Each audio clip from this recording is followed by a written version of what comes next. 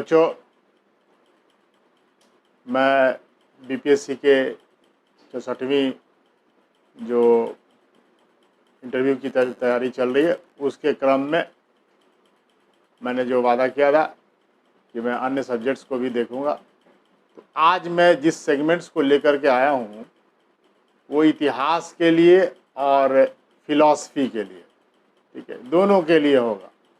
मैं दोनों के सिलेबस में जो कॉमन चीज़ें हैं, जो फिलॉसफिकल चीज़ें हैं, जो कि हिस्ट्री से भी पूछे जाते हैं और इतिहास के लोगों से भी पूछे जाते हैं और फिलॉसफी के लोगों से भी पूछे जाते हैं, तो मैं उस सेगमेंट्स को मैंने लिया, चूँकि दोनों के सिलेबस में ये है और कुछ भाग तो उसका पीए में भी होगा। तो मैं उन सब चीज़ों को लेकर के आया हूँ जो सबको फ़ायदा हो सकता है। जो ग्रेजुएशन किए हैं हिस्ट्री से उनके लिए भी होगा। तो मैंने उस सेगमेंट्स को छुआ है जो बुद्धिज़्म, जैनिज़्म और मौर्यन एडमिनिस्ट्रेशन वाले चीज़ों से, तो वो पूछे जाते हैं एग्ज़ाम्स में। जितने भी एग्जामिनेशन होते हैं और प्रमुखता के साथ पूछे जाते हैं, खासकर बिहार में भी, और वो इंटरव्यू में भी पूछे जाते हैं। क्योंकि बुद्ध और जैन दोनों की जो यहाँ पे महावीर और बुद्ध के दोनों की कर्मस्थली है कि जन्मस्थली और तमाम है, तो ये पूछी जाती है, यहाँ से प्रश्न पूछे जाते हैं। तो मैंने उसी को कवर अप किया, कहाँ से प्रश्न पूछे जाते हैं, मैं उसको लेकर के आया हूँ। तो शुरू करते हैं। देखिए, बुद्धिज़्म से जो प्रश्न पूछे जाते हैं, देखिए ऐसे तो बहुत प्रश्न बनते हैं लेकिन फैक्चुअल होते हैं, मैं उस पर नहीं जा रहा हूँ। मैंने पहले ही कहा कि मैं उन तथ्यों को छू रहा हूँ जो फिलॉसफिकल भी है, हिस्टोरिकल भी बैकग्राउंड से। जैसे पूछा जाता है, इंटरव्यू में बहुत पूछा जाता है कि बुद्ध का त्रिरत्न क्या होता है, बुद्धिज़्म का त्रिरत्न बताइए। तो जो बुद्ध होता है, धम्म होता है तथा संघ होता है। अब एग्जाम्सन में जैन के भी त्रिरत्न से अंतर पूछ सकते हैं, मैं बाद में आऊँगा। तो बुद्ध, धम्म और संघ, ठीक है। अब यहीं पर हो सकता है कि वो धम्म में चला जाए, लेकिन अगर मैं सिलसिलेवार ढंग से जा रहा हूँ, आप जंप करके जा ही सकता है कहीं भी, लेकिन मैं सिलसिलेवार ढंग से चल रहा हूँ। फिर पूछ सकता है बौद्ध धर्म के जो मूल आधार हैं, 4 आर्य सत्य, ये क्या होते हैं, ठीक है। तो जो दुख है, दुख समुदाय है, दुख निरोध है और दुख निरोध गामिनी प्रतिपदा, जिसको अष्टांगिक मार्ग कहते हैं, ये 4 आर्य सत्य हैं। अब उसमें आपसे अष्टांगिक मार्ग बोलेंगे तो अष्टांगिक मार्ग क्या है ये पूछ सकता है, वो क्या 8 मार्ग। तो दुख को हरने वाला और तृष्णा का नाश करने वाला, तो आपके अंदर में दुख है उसको हरने वाला और आपके अंदर तृष्णा है किसी चीज़ की, तो वो तृष्णा का नाश करने वाला वो अष्टांगिक मार्ग के 8 अंग माने जाते हैं। ये अष्टांगिक मार्ग क्या है? तो सम्यक दृष्टि, आपकी दृष्टि सम्यक होनी चाहिए, यानी आपको कोई लोभ दृष्टि देख करके कहीं इच्छा नहीं जागृत हो, ठीक है। सम्यक वाणी, ठीक है, क्रोध पर विजय प्राप्त करेंगे, सम्यक वाणी होगी, बिल्कुल एकदम बुद्ध ने कहा कठोर वाणी का प्रयोग ही नहीं करना जिससे कि कोई आहत हो। सम्यक आजीव, सम्यक स्मृति, सम्यक संकल्प, सम्यक कर्मांत, सम्यक व्यायाम और सम्यक समाधि, ठीक है। तो सम्यक दृष्टि से सम्यक समाधि तक की जो 8 प्रक्रियाएं हैं, ये अष्टांगिक मार्ग है। देखिए, वो जो फिलॉसफी के छात्र हैं वो तो निश्चित ये सब याद कर लें, ये पूछेगा और हर एक के बारे में जानने की कोशिश करनी है कि होता क्या, समझ विकसित होनी चाहिए। देखिए, कुछ भी बोलिए, ऐसा नहीं कि सोचिए कि हम इतना बोल करके हम निकल लेंगे ना। आप फिलॉसफी के हैं तो इस सब की फिलॉसफी जाननी है, आपको एक एक चीज़ की फिलॉसफी जाननी है कि वो है क्या, ठीक है। फिर पूछता है निर्वाण और महापरिनिर्वाण, ये बहुत चर्चित प्रश्न है। निर्वाण और महापरिनिर्वाण में क्या अंतर है, ठीक है। तो जो जीवन मरण के चक्र से मुक्त हो जाना निर्वाण कहते हैं, महानिर्वाण भी वही, लेकिन निर्वाण कहते हैं जो इस जन्म के जो में संभव होता है। ये जो निर्वाण है, मुक्ति है, ठीक है, जीवन चक्र से मुक्ति, ये इसी जन्म की बात करता है।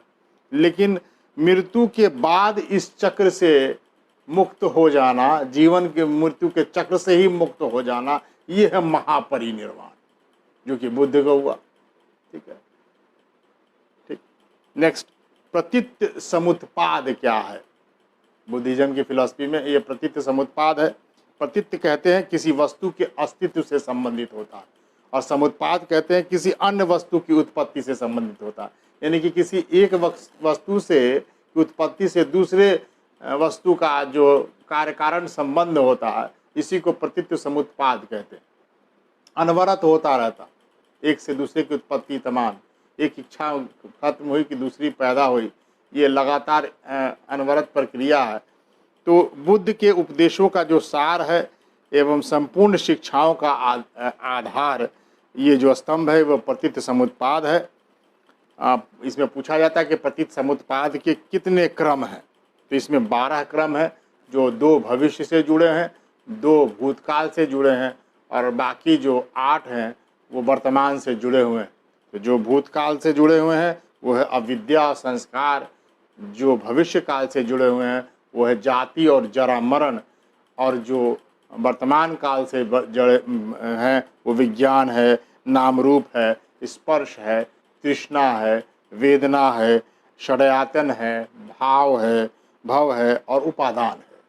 ठीक है, तो ये जो चीज़ें हैं, ये देखिए, ये सब चीज़ें तो याद होनी चाहिए।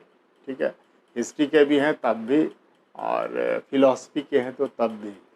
ठीक है, फिलॉसफी वाले को तो और फिलॉसफिकल याद रखना है। आप ये जो चीज़ें हैं, ये बुद्धिज़्म की और जैनिज़्म की जो फिलॉसफी है, यहाँ से सबको ज्ञात होता है।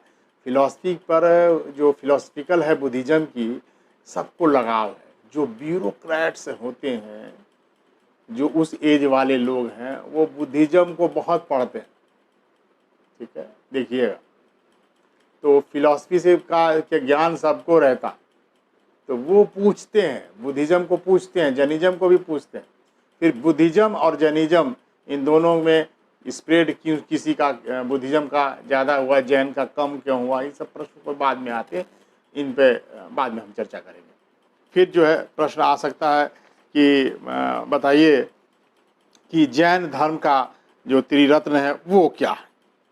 ठीक है, तो जैन धर्म का जो त्रिरत्न है वो सम्यक श्रद्धा है, सम्यक ज्ञान है और सम्यक आचरण है। ठीक है, फिर जो पूछा जाता है कि स्यादवाद क्या होता है, ये तो बहुत ही पूछा जाता है। जैन से अगर सिंगल को मुझसे कहिएगा कि फिलॉसफी में क्या प्रश्न आ सकता है, तो जैनिज्म से वही पूछता है, स्यादवाद। ठीक है, तो स्यादवाद का जो अर्थ होता है वो सापेक्षतावाद, रिलेटिविटी है ये। ठीक है, ये जैन दर्शन के अंतर्गत किसी वस्तु के गुण को समझने, समझाने और अभिव्यक्त करने का सापेक्षिक सिद्धांत कहते हैं इसको। ठीक है, और ये 7 सिद्धांत है क्या? किसी वस्तु का अस्तित्व है या नहीं है, इसी पर है, नहीं है, नहीं कहा जा सकता, है परंतु नहीं कहा जा सकता, नहीं है परंतु नहीं कहा जा सकता, है या नहीं है परंतु नहीं कहा जा सकता। इस प्रकार 7 जो है ये चीज़ें हैं। किसी भी वस्तु के अनंत गुण होते हैं। ठीक है, और केवल जो जिसको प्राप्ति हो जाती है उस साधक के लिए इस अनंत गुणों का ज्ञान संभव होता। आम लोगों के लिए ज्ञान संभव नहीं है, लेकिन जो कैवल्य की प्राप्ति कर ली, ज्ञान की प्राप्ति कर ली, वो तमाम गुणों से अवगत हो जाता। साधारण मनुष्य के लिए ये संभव नहीं। ठीक है, तो वस्तु का जो आंशिक ज्ञान है, जैन का दर्शन में नय कहलाता है, जो अल्प ज्ञान है। ठीक है, आंशिक ज्ञान है। इसी मनुष्य का जो आंशिक ज्ञान और जो होता है वो सापेक्षिक होता। ठीक है, इसी को ज्ञान की प्राप्ति कर लेना, कैवल्य की प्राप्ति कर लेना, पूरे ज्ञान को प्राप्त कर लेना, यही उद्देश्य है। इसलिए देखिए, महावीर जब ज्ञान की प्राप्ति कर लिए, कैवल्य की प्राप्ति कर लिए, तो जिन कहलाए। ठीक है, उसी जिन से जैन बना। ठीक, तो ये बेटा इम्पोर्टेंट है, ये आ सकता है एग्जाम में। स्यादवाद तो जरूर ही रट लीजिएगा, एकदम बिल्कुल मैं बता रहा हूँ, ये बहुत पूछा जाता है ये प्रश्न। उसके बाद जो है जो एक और फिलॉसफी है, वो संलेखना क्या होता है। ठीक है, क्योंकि ये सुप्रीम कोर्ट का वर्डिक्ट भी इस पर आया है, तो ये पूछा जाता है, बताइए संलेखना किसको कहते हैं। तो संलेखना जो है जैन दर्शन में दो शब्दों से मिलकर बना है, सत्य और लेखना, जिसका अर्थ होता है अच्छाई का लेखा जोखा करना। ठीक है, तो इसमें जो है सुखपूर्वक शोक रहित होकर मृत्यु का वरण करना, मृत्यु को प्राप्त करना, ये संलेखना कहलाता है। यानी कि उपवास करके शरीर का त्याग करना संलेखना कहलाता है। और ये आप बोलिएगा कि पूछ सकता है आपसे कि बताइए कौन ऐसा शासक था जिसने ऐसा काम किया। तो चंद्रगुप्त मौर्य जो था, जो दुर्भिक्ष पड़ा। देखिए, अब यहाँ पे आ सकता है कि बताइए कि इसका डिवीजन कैसे हुआ, ये भी आ सकता है, श्वेतांबर और दिगंबर का। तो जो कि मगध में दुर्भिक्ष पड़ा था, बहुत अकाल पड़ गया, भिक्षा नहीं मिल रही थी, ये स्थिति हो गई। तो चूंकि ये लोग थे क्या कि जैन लोग जो थे वो निर्वस्त्र रहते थे, तो इनका प्रवेश वर्जित होता था जो रिहायशी इलाकों में। शासक जो होता था वो क्या करते थे कि ये लोग जो जंगलों में रहते थे वहाँ ये लोग भिजवा देते थे रसद को, या आप लोग वहाँ नहीं आएंगे तो आप लोग रसद, आप शासक भिजवा देता था, इन लोग का भरण पोषण चलता रहता था। लेकिन दुर्भिक्ष पड़ गया मगध में, और स्थिति ये कि भिक्षा भी नहीं मिल पा रही थी, ये दुर्भिक्ष उसी को कहते हैं। तो ये अकाल पड़ गया, अब शासक नहीं भिजवा पा रहा था उन लोगों को, तो इन लोग की विवशता हो गई कि हम लोग जिए कैसे। तो इन लोग को भिक्षा मांगने के लिए तमाम अलग अलग जगहों पे जाना पड़ता, और चूंकि वे निर्वस्त्र रहते थे तो ये प्रवेश करना मुश्किल था। ठीक है, तब इन लोगों ने कहा कि मैं श्वेत वस्त्र धारण करके और तब जाऊंगा। उसमें जो लोग कॉन्फ्लिक्ट करना था कि चाहे जी मर जाएंगे, लेकिन हम जो है वस्त्र नहीं पहनेंगे। ठीक है, उनकी आइडियोलॉजी जो थी वो अलग थी, रिजिडनेस था उसमें। तो ये लोग जो है माइग्रेट कर गए वहाँ से। चंद्रगुप्त भी उन्हीं भद्रबाहु के साथ, स्थलबाहु और भद्रबाहु दो लोग थे, इसी दोनों के बीच में जो है डिवीजन होता। ठीक है, तो ये लोग जो है भद्रबाहु के साथ चले गए। तो जो भद्रबाहु के साथ चले गए वे थे दिगंबर थे, और जो वस्त्र पहन लिया, श्वेत वस्त्र पहन लिया, ठीक है, वो श्वेतांबर हो गए इस शूलभद्र के साथ, ये मगध में रहे। ठीक है, तो ये जो डिवीजन था। इसके बाद भद्रबाहु के साथ चले गए चंद्रगुप्त, वहाँ चंद्रगुप्त श्रवण बेलगोला चले गए और वहीं पर उपवास किया उन्होंने और अपने शरीर को त्याग दिया, और इसी को संलेखना कहते हैं। ठीक है, तो ये भी आ सकता है बेटा। एक आधा और भी है, अनंत चतुष्ट भी पूछा जा सकता है, लेकिन वो ज़्यादा इंपॉर्टेंट नहीं बनता है, नहीं पूछेगा। अब हम आते हैं एक और इम्पोर्टेंट बनता है इंटरव्यू में, वो है शैव धर्म के बारे में, जो उसके बाद आप देखेंगे वैष्णव और शैव वाले पर। तो शैव से भी पूछा जाता है प्रश्न। शिव के जो अन्य 4 सेक्ट हैं, उस फिलॉसफी उसकी भी पूछी जाती है, शैव मत की भी। शैव के 4 विंग्स जो हैं वो बहुत इंपॉर्टेंट माने जाते हैं, जैसे शैव है, पाशुपत है, कापालिक है और कालामुख है। ठीक है, तो ये सब की फिलॉसफी क्या है ये पूछी जाती है। तो जो शैव है, इस संप्रदाय के जो कर्ता हैं वो शिव है, और उनका कारण शक्ति है, और जो उपादान है वो बिंदु है। 3 चीज़ें हैं, शिव, शक्ति और बिंदु। बिंदु में पूरा ब्रह्मांड शामिल है। आप इन लोग इसका फिलॉसफी समझिएगा। जो कर्ता है वो शिव है, यानी जो कार्य कर रहा है वो शिव है। यानी जो देखिए, ये फिलॉसफी में केवल ईश्वर के स्तर पर नहीं है, जो काम कर रहा है, जो कर्म कर रहा है, करता है, वो शिव है। ठीक है, मैं बोलने लगूंगा फिर इस धर्म पे तो फिर तमाम पे आ जाऊंगा, फिर वो राम और रावण और उसमें जो है शिव की पूजा, वो सब आप समझने की चीज़ है कि शिव की पूजा क्यों करते किए थे राम, क्या था राम को, राम ने शिव की आराधना क्यों की, शिव की आराधना के पीछे क्या फिलॉसफी रही होगी। शिव की आराधना के पीछे फिलॉसफी थी बेटा जनशक्ति, शिव के साथ जनशक्ति है, क्योंकि सारी जनजातियों के देवता कौन थे, शिव हैं। शिव जो है वो सारी जनजातियों के देवता हैं, जितने जनजातियां सबके देवता शिव हैं, किसी न किसी रूप में शिव को ही मानते हैं।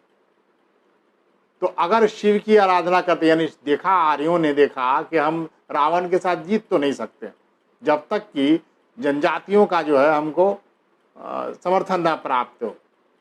तो आप जितने आप देखते हैं वो जामवंत भील जो देखते हैं, वो भील जनजाति होगी,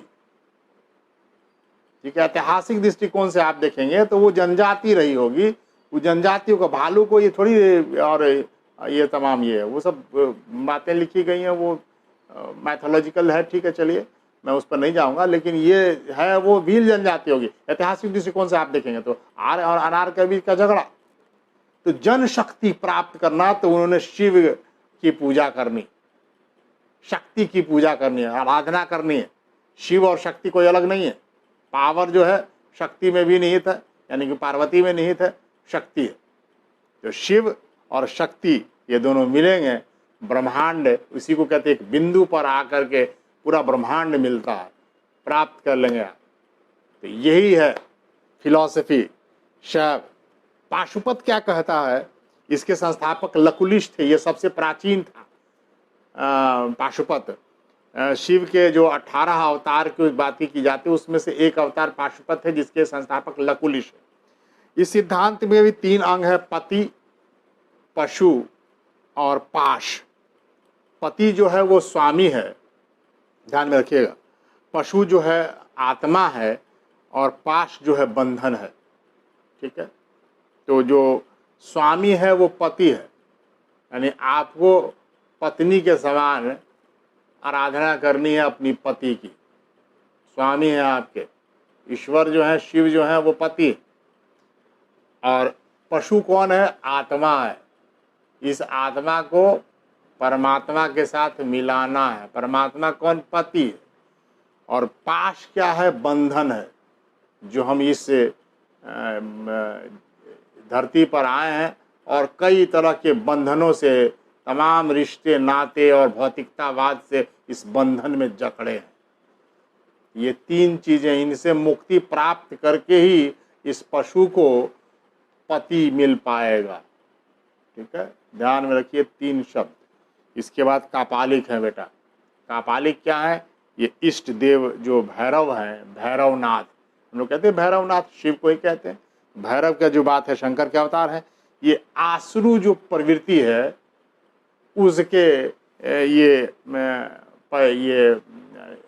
आसुरी प्रवृत्ति जो इनमें है, इनमें भरा हुआ है, इस कापालिक वाले में, ठीक है। ये जो है देखिएगा, अवघड़ वगैरह जो होते हैं, जो शमशान घाट में पूजा करते हैं, कापालिक लोग होते हैं, ठीक है। और इसमें जो कपाल से जो देखिए खोपड़ी लेके और तमाम उस पर करते हैं। सुरा, ये शराब पी के सुरा, और नरबली भी देते हैं। नरबली का नैवेद्य कहते हैं, उसको चढ़ाया जाता है। कपालिक लोग ऐसा करते हैं। जनजातीय लोगों में ही पाया जाता था, धीरे धीरे समाप्त हो रहा है। जब तक अज्ञानता रहती है तो तब तक ये था। अब ज्ञान जैसे जैसे बढ़ रहा है वैसे वैसे इसमें मॉडिफिकेशन होता जा रहा है। पहले नरबली था, नरबली पर उस प्रतिबंध लगा, उसके बाद फिर देखिए जानवरों के ऊपर उसको तब्दील कर दिया गया, जानवर होने लगे, ठीक है। इसी तरह है, ठीक है। और जो इसको मानने वाले हैं लेकिन जीव हत्या और उनको नहीं करना चाहते हैं, तो वो फल चढ़ाते हैं, फल को काट देते हैं। तो मॉडिफिकेशन होता जाता है, आपकी सोच के अनुरूप आप अपने उसके धर्म को मॉडिफाई करते चले जाते हैं, ठीक है। अब उसके बाद काला मुख आया। इसी में कापालिक लोग जब ज़्यादा रिजिड हो जाते थे, वो काला मुख था। काला मुख और ज़्यादा रिजिड था, ठीक है। वो अतिवादी प्रकृति का व्यक्ति होता था, इसको मानने वाला। कापालिक से ही निकल के आया काला मुख, ठीक है। अब एक और था फिलॉसफी, वो आजीवक। आजीवक जो है बुद्धिज्म, बाद में देखिएगा दशरथ वगैरह आजीवक को दान देते हैं संप्रदाय, उसी समय पैरेलली चल रहा था आजीवक संप्रदाय भी। इसकी क्या फिलॉसफी थी? तो आजीवक की जो फिलॉसफी है वो कर्म और पर ज़्यादा विश्वास नहीं करते थे। वो कहते थे कि भाग्य जो है वो प्रबल होता है, भाग्य से ही कुछ मिलता है। संसार में जो घटित हो रहा है वो पहले से ही निश्चित है, नियत है। जो नहीं होता है वो नहीं होगा, जो होता है वो होके रहेगा, ठीक है, उस कोशिश के बिना होगा। यानी कि ये भाग्यवादी को मानता है, इसमें पौरुष और कर्म और इसकी बहुत प्रधानता नहीं है, ठीक है। ये भाग्यवादी और नियतिवादी को मानता है, इसलिए नियतिवाद भी कहते हैं, नियतिवादी भी कहते हैं। तो ये मानने वाले लोग थे आजीवक संप्रदाय के लोग। तो जैसे ही आप आजीवक संप्रदाय पूछा आपसे, ध्यान में रखिएगा, और मैं यहीं पे बता दूं बेटा आपको कि इंटरव्यू में कोई स्टोन पहन करके मत जाना। यानी कोई अंगूठी होगी तो मैं ये नहीं कहता पॉकेट में निकाल के अपने रख लेना, ये अंगुली में नहीं होना चाहिए, ठीक है। पहले ही खोल करके ये सब काम करे ना, ऐसा नहीं कि दाग दिखाई पड़े तमाम में, नहीं तो पकड़ लेगा वो आपको। तो आपसे पूछ सकता है, अगर आप फिलॉसफी के हैं और ये क्या है, अगर आप पहन के चले गए स्टोन में तो कहेगा आप अपने कर्म पर विश्वास नहीं करते हैं, आप भाग्य पर विश्वास करते हैं, आप भाग्यवादी हैं, ठीक है। काट नहीं पाइएगा, फिर आपको उलझा देगा आप। तो इससे परहेज करिएगा, मैं यहीं पर बोल दे रहा हूँ कि ठीक है, कोई अंगूठी पहन के मत जाइएगा, नहीं तो फिर परेशान कर देगा आपको, ठीक है। तो ये कर्म वाले चीज़ों पे, कर्म प्रधानता वाली बात है। और जो इंटरव्यूअर कुछ पहनते हैं तो वो अपने पहने हैं, लेकिन ये पर प्रश्न पूछा जाता है, ध्यान में रखिएगा। यूपीएससी वगैरह में तो बहुत ये करता है, और बीपीएससी में भी किया। तो ध्यान में रखिएगा, आपको नहीं पहन के जाना, ये सब चीज़ें निकाल दीजिएगा। कुछ लोग कंठी माला वगैरह पहने रहते हैं तो वो सब छिपा हुआ होना चाहिए, दिखना नहीं चाहिए बेटा, ठीक है। आस्था आप अपनी अपनी जगह है, आपको बना देगा कि आप तो भाग्यवादी व्यक्ति हैं और आप भाग्य में विश्वास करते हैं, कर्म में बहुत ज़्यादा विश्वास नहीं करते हैं। तो जो भी आप कर्मयोगी नहीं हैं तो आप जो है एडमिनिस्ट्रेशन में काम भी ज़्यादा नहीं करेंगे, आप भाग्य भरोसे चलने वाले व्यक्ति होंगे। और ऐसा प्रश्न पूछा तो आप काट भी नहीं पाएंगे, मुश्किल है उसका जवाब दे पाना, ठीक है। अगर किसी ने ऐसा कर भी लिया, पहन भी लिया और चले भी गए, भूल हो गई, तो ध्यान में रखिएगा उसका जवाब क्या होगा, ठीक है। मैं बता दे रहा हूँ, उसका जवाब बोलिएगा कि सर मैं बहुत विश्वास इसमें नहीं करता हूँ और मैं नहीं बनता, लेकिन मेरे माता पिता इसमें बहुत विश्वास करते हैं और माँ बाप का सम्मान करना ये मेरा कर्तव्य बनता है। मैं उनको संतुष्ट करने के लिए, उनकी भावनाओं को ठेस न पहुँचे, इसलिए मैंने पहन लिया, ठीक है। बोल के निकल लेना, ठीक है, अच्छी बात है। चलिए मैं आगे आता हूँ। अब जो अगला प्रश्न है मैं ले रहा हूँ वो मौर्यन से, और उसका 2 प्रश्न ही लूँगा, ज़्यादा नहीं लूँगा, फिर उसके बाद एक बात बाद में करूँगा। अशोक का धम्म क्या होता है? ये बहुत फेमस प्रश्न है, ये फिलॉसफी वाले के लिए भी है, हिस्ट्री वाले के लिए भी, और आम किसी के लिए भी जो भी थोड़े बहुत जानते हैं। अशोक का धम्म क्या है? बहुत फेमस प्रश्न है, क्या होता है अशोक का धम्म? चूँकि यहाँ अशोक का साम्राज्य था, इसलिए मौर्य साम्राज्य के यहाँ पे स्थली रही है। मौर्य के हर एक साइट्स को आपको याद रखना है, सब पूछे जाएंगे, ठीक है। तमाम मौर्य को बढ़िया से पढ़िएगा बेटा, क्योंकि पटना में आप इंटरव्यू दे रहे हैं, और पटना के जो भी साइट्स हैं, ठीक है, चाहे वो अक्षणी की मूर्ति मिली दीदारगंज से, वो भी आपको बढ़िया से याद रखना है। कुम्हरार के साइट्स के बारे में पूरे बढ़िया से जानना है। राजप्रसाद कैसा था, 80 खंभों वाला था, कितने खंभे का साक्ष्य मिला है।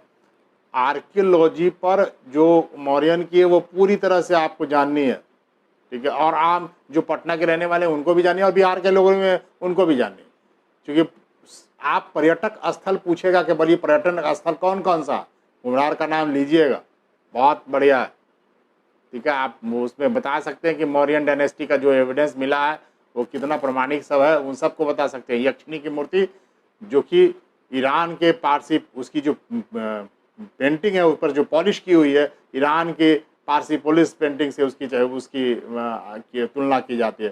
सुसार के बताना से तुलना की जाती है यहाँ के मौर्य प्रसाद की, जो आपको मेगास्थनीज भी कहता है, एरियन भी कहता है। ठीक है, तो आप देखिए उस पीरियड के को बढ़िया से पढ़ना है बेटा। ठीक है, अशोक का धम्म ये बहुत पूछा जाता है, क्या है अशोक का धम्म, क्यों अशोक ने धम्म की शुरुआत की, क्यों अभिलेखों में धम्म की बातें लिखी गई है, तो धम्म था क्या। तो बोलिएगा कि अपनी प्रजा के नैतिक उत्थान के लिए अशोक ने एक आचार संहिता प्रस्तुत की थी, जिसको हम धम्म का नाम दिया उन्होंने। ठीक है, अशोक अभिलेखों में धम्म कहा गया। दूसरे और 7वें स्तंभ लेख में धम्म की परिभाषा दी गई है। ठीक है, साधु स्वभाव, कल्याणकारी कार्य करना, पाप रहित होना, व्यवहार में मृदुता, दया, प्राणियों का वध न करना, माता पिता और बड़ों का आदर करना, गुरुजनों के प्रति सम्मान करना, जितना फंडामेंटल ड्यूटीज है, जो अभी का फंडामेंटल ड्यूटीज है, वो सब अशोक के धम्म में है। ठीक है, पूछेगा आपसे कि अरे जो तुम बता रहे हो ये तो संविधान का अंग बता रहे हो, तो क्या संविधान में इन्हीं बातों को लिखने की यहां से लिया गया। कहिएगा कि निश्चित रूप से अशोक के धम्म में जो बातें की गई है, ये मौलिक कर्तव्य में भी बातें की गई है महोदय। तो जब कभी भी स्वर्ण सिंह कमेटी बैठी होगी, निश्चित रूप से अशोक धम्म की बातों को उन्होंने ग्राह्य भी किया होगा। ठीक है, ऐसे बोलिएगा तो हिस्ट्री, पॉलिटी और तमाम चीजों को जोड़ने की कला आनी चाहिए बच्चे, तब कहेगा कि इसको हिस्ट्री पढ़ने का जो कि तरीका पता है, क्यों हिस्ट्री पढ़ा जाए। तो इस तरह से आप वर्तमान से चीजों से प्राचीन के चीजों को जोड़ करके जब आप बताएंगे, ये मेंस के लिए भी काम है। जितने मेंस में प्रश्न लिखिए उसको तात्कालिक बोध से जरूर जोड़िए, कोशिश कीजिए सोचने की कि इसको हम तात्कालिक बोध से कैसे जोड़ सकते हैं, कैसे इसको प्रासंगिक बना सकते हैं। वरना पढ़ने से क्या फायदा, हिस्ट्री पढ़ने से फायदा क्या। तो प्राचीन में जो डिसीजंस लिए गए, जो टाउन प्लानिंग की गई इंडस वैली की, वो टाउन प्लानिंग क्या दिखाई पड़ता वर्तमान में, उससे क्या हम सीख सकते हैं, क्या टाउन प्लानिंग थी उसकी, सीवेज सिस्टम कितने अच्छे थे। आज उतना डेवलप्ड सीवेज सिस्टम नहीं है। देखिए उसका परिणाम क्या है कि पटना जैसे शहर, जो पाटलिपुत्र शहर था, सीवेज सिस्टम नहीं, जो उस समय इंडस वैली के समय था, अगर वो अगर उसको अपनाया जाता तो शायद बहुत अच्छा टाउन प्लानिंग होता। तो सीवेज सिस्टम ही गड़बड़ है, जिसकी वजह से कम अंक आए, सबसे निचला स्तर पर है। जो गंगा के किनारे जितने भी शहर बसे हैं उसमें 47वां स्थान है। मैं आऊँगा गंगा वाले बनाया हूँ मैंने, मैं उस पर अलग वीडियो लेकर के आऊँगा। वो आएगा स्वच्छ भारत, स्वच्छ जो अभियान है, स्वच्छता सर्वेक्षण, वो पूछेगा कि क्या आप समझते हैं इसको कैसे आगे बढ़ाया जाए, मैं उसकी चर्चा करूँगा आगे। ठीक है, मैं इसी तरह करता हूँ बेटा, जब हिस्ट्री पढ़ाता हूँ तो कहाँ कहाँ घुस जाता हूँ, मेरी आदत है। ठीक है, समग्रता में पढ़ानी चाहिए बच्चों को, एक सब्जेक्ट से दूसरे सब्जेक्ट्स में सब इंटरलिंक। ये भी प्रश्न आता था पहले कि आपका जो सब्जेक्ट्स है, जो उसने अभी पूछा जा सकता है कि आप अगर कोई सब्जेक्ट्स लिए हो, आपका इतिहास है और आप साहित्य ले लिया, हिंदी साहित्य ले लिया या कोई भी सब्जेक्ट ले लिया, दोनों के बीच में क्या अंतः संबंध है, बताऊंगा कहीं कहीं कैसे कैसे सब्जेक्ट्स को लिंक करना। ये भी प्रश्न आते हैं एग्जाम में। कुछ जनरल प्रश्न है, उसको लेकर के मैं अलग से वीडियो में आऊँगा। ठीक है बेटा, और कुछ छूटा हुआ रहेगा तो मैं इसी वीडियो में सारी बातें कर लूँगा। फिर मौर्य प्रशासन के विषय में फिलॉसफी में पूछा जाएगा, हिस्ट्री के विषय में पूछा जाएगा और पॉलिटिकल साइंस में भी पूछा जाएगा, पीए के लोगों में पूछा जाएगा। मौर्य प्रशासन सबको पढ़ना है। मौर्य प्रशासन के बारे में, केंद्रीय तत्व के बारे में क्या है बताइए उसको। तो आप बोलेंगे कि पहली बार जो है मौर्य प्रशासन में राजनीतिक एकता दिखाई पड़ती है महोदय। फर्स्ट टाइम राष्ट्र वाला जो कॉन्सेप्ट है वहाँ पर दिखाई पड़ने वाला, जो आप देखेंगे बहुत विस्तार दिखाई पड़ता है मौर्यन डायनेस्टी में। ठीक है, सत्ता का केंद्रीकरण जो है वो एक राजा के हाथ में हुआ, राजा प्रबल दिखाई पड़ता है। सबको एक साथ लेके चलता है। जो अशोक का तमाम जगह शिलालेख जारी करना और उसमें शिलालेखों में जो उन्होंने जो राज्य के जो निर्देश हैं, अधिकारियों के भी जो निर्देश हैं, वो सब शिलालेखों में जारी किए। यानी प्रशासन कैसा होना चाहिए, ये डायरेक्शंस वो अधीनस्थ अधिकारियों को भी देते हैं कि किस प्रकार शासन होना चाहिए। ठीक है, राजत्व सिद्धांत में सब आएगा। नेक्स्ट है कौटिल्य ने राजा के सप्तांग जो सिद्धांत है, 7 सिद्धांत, उसको दिया। राजा, अमात्य, जनपद, दुर्ग, कोश, सेना और मित्र, ये जो सप्तांग सिद्धांत है उन्होंने कौटिल्य ने दिया। उसी पर मौर्य जो एडमिनिस्ट्रेशन है वो कायम था। जो उन्होंने कहा कि कौटिल्य ने भी लिखा और इसकी चर्चा मेगास्थनीज ने भी की, लेकिन मेगास्थनीज ने दूसरे रूप में की। उन्होंने समितियों में किया कि 6 समितियां थीं और उसमें जो है 5 समितियां थीं और उसमें 6 समितियां थीं और 5-5 लोग थे उसमें, तो 6-5 30। तो इस तरह से उन्होंने 30 समितियों वाला जो एडमिनिस्ट्रेशन बताया। और इन्होंने कहा कि नहीं, 18 तीर्थ थे। जो कौटिल्य ने कहा कि जो बड़े अधिकारी थे वो 18, उसको तीर्थ कहा जाता था। और 18 जो अधिकारी, जो बड़े अधिकारी थे, यानी कैबिनेट मंत्रालय आप कह सकते हैं उस समय, और जो अंदर उसके अंडर में मंत्रालय सब था, उस वो अध्यक्ष कहलाते थे। जो अधीनस्थ हुआ करते थे वो अध्यक्ष कहलाते थे। इस प्रकार के जो अध्यक्षों की जो चर्चा है वो 26 अध्यक्षों की चर्चा है अर्थशास्त्र में। तो आप देखेंगे तमाम डिपार्टमेंट्स के अलग अलग अध्यक्ष हैं। लक्षणा अध्यक्ष है, सीता अध्यक्ष है जो कृषि विभाग के हैं, जो मापतौल विभाग के हैं, पौतवा अध्यक्ष, कई अध्यक्षों की चर्चा उसमें की गई है। ठीक है, तो पूछ सकता है कि उस एडमिनिस्ट्रेशन में आप यूनिक फीचर क्या देखते हैं। ठीक है, तो आप बोलिएगा बहुत जो उस पीरियड में एक अलग फीचर दिखाई पड़ता है, वो है गणिका अध्यक्ष। ठीक है, क्योंकि गणिकाओं को राज्य की ओर से पोषित किया जाता था, अपॉइंट किया जाता था। वो गुप्तचरी का काम करते थे। जो लोग बाहर से व्यापार करने के लिए आए उनको शराब पिला करके, उनके अंदर में कोई अगर ऐसी भावना है जो विद्रोही प्रवृत्ति की है, वो क्या जासूसी करती थी। और गणिकाएं जो नृत्य कर करके वो सारी बातें उगलवा लेती थी। ये बातें वो मॉडर्न एज तक में भी हुई, ब्रिटिशर्स के ज़माने तक भी वो चलती आ रही थी। आप देखेंगे तमाम जितने भी हमारे क्रांतिकारी हुए वो सब कहीं ना कहीं इस प्रकार के गुप्तचरी करवा रहे थे इन गणिकाओं से। तो उस समय गणिका अध्यक्ष हुआ करता था, जो एक विभाग था जो इसको लेकर के चलता। ठीक है, तो कुछ यूनिक फीचर्स भी मौर्यन एडमिनिस्ट्रेशन में दिखाई पड़ते हैं, आप उनको बारे में बता सकते हैं। इसके अतिरिक्त साम्राज्य में जो मुख्यमंत्री और पुरोहित होते थे उनकी जो नियुक्ति होती थी उसके लिए एक टेस्ट होता था जिसको उपदा परीक्षण कहते थे, जो अभी भी होता। और रिक्रूटमेंट होते हैं तो आप कहते हैं इंटरव्यू है जो आपकी तैयारी कर रहे हैं, तो ये उपदा परीक्षण के द्वारा, इसको उपदा परीक्षण कहा जाता था, जिसके द्वारा उनकी नियुक्ति होती थी। और जो पूरे साम्राज्य जो थे वो 4 प्रांतों में बटे हुए थे। और अशोक के समय में ये 5 प्रांत हो गया, उत्तरापथ, दक्षिणापथ, अवंती राष्ट्र, कलिंग और मध्य देश, पाटलिपुत्रा। कलिंगा पहले नहीं था, कलिंग को अशोक ने जीता था और उसे 5वां प्रांत के रूप में बनाया था। तो इन सब से एडमिनिस्ट्रेशन के बारे में आप विस्तार से पढ़ेंगे, मैंने डायमेंशन दे दिया, एक बार पढ़ लीजिएगा। बेटा मौर्य तक बड़े अच्छे ढंग से पढ़ना है, ध्यान में रखिएगा।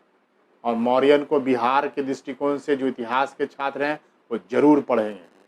उसके बाद उसकी तुलना तमाम चीज़ें हैं कि अशोक महान था कि अकबर महान था, आप किसे महान मानते हो, या फिर समुद्रगुप्त जो है वो 2-3 शासकों का नाम देगा, आप बताइए किसे महान मानते हैं। आप अशोक को ही बढ़ करके पकड़िएगा, ज़्यादा बेहतर होगा। ठीक है, चलिए मैं इसके बारे में और आगे वीडियो में आऊँगा और इसके बारे में विस्तार से बात करूँगा। उम्मीद करता हूँ कि आपको भी कुछ न लाभ तो ज़रूर मिला होगा। मैं कोशिश कर रहा हूँ कि सब सब्जेक्ट्स के कुछ एस्पेक्ट्स को छूँ ताकि बच्चे को डायरेक्शन मिल सके कि कैसे तैयारी की जाती है। तो फिर मैं अगले सेगमेंट में किसी अन्य विषय पर लेकर के आऊँगा। धन्यवाद।